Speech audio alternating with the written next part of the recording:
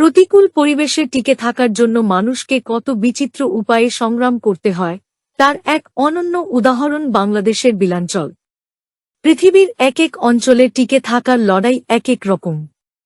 মরুভূমিতে পানির জন্য যুদ্ধ, পাহাড়ে কঠিন ভূপ্রকৃতির সঙ্গে লড়াই, আর বিলাঞ্চলে সেই সংগ্রাম এক টুকরো চাষযোগ্য জমির জন্য।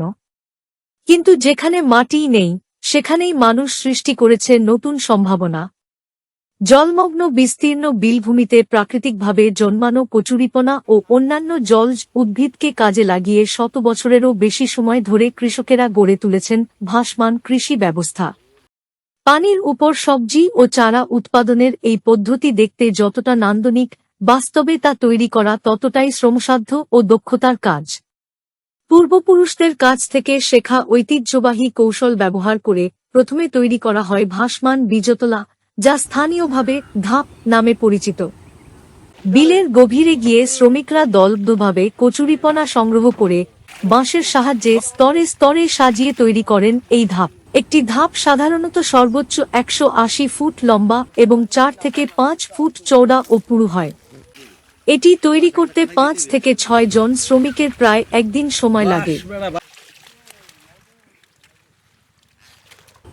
বীজতলা প্রস্তুত হলে তা ভাসিয়ে নিয়ে যাওয়া হয় নির্দিষ্ট স্থানে, যেখানে কৃষকেরা বিভিন্ন সবজির বীজ রোপণ করেন। বীজ রোপণের আগে অঙ্কুরোদ্গমের গুরুত্বপূর্ণ কাজটি সাধারণত নারীরাই সম্পন্ন করেন। এরপর 3 থেকে 4 সপ্তাহের মধ্যেই চারা বিক্রির উপযোগী হয়ে ওঠে। এসব চারা স্থানীয় ভাসমান বাজারে পাইকারদের কাছে বিক্রি করা হয়। এই পুরো প্রক্রিয়ায় 4 থেকে 5 ধরনের জলজ উদ্ভিদ ব্যবহৃত হয় এবং পুরুষের পাশাপাশি নারীরাও সমানভাবে যুক্ত থাকেন উৎপাদন ব্যবস্থায়। পানির উপর ভাসমান এই সবুজ বীজতলা যেন এক জীবন্ত চিত্রকর্ম, যা যেমন সুন্দর তেমনি সংগ্রাম আর উদ্ভাবনের প্রতীক।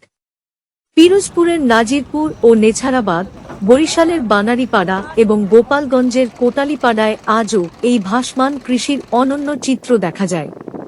প্রতিকূলতার মধ্যেও নিজেদের উদ্ভাবনী শক্তিকে কাজে লাগিয়ে এখানকার কৃষকেরা শুধু জীবিকা নির্বাহই করছেন না, সচল রাখছেন বিলাঞ্চলের অর্থনীতিও।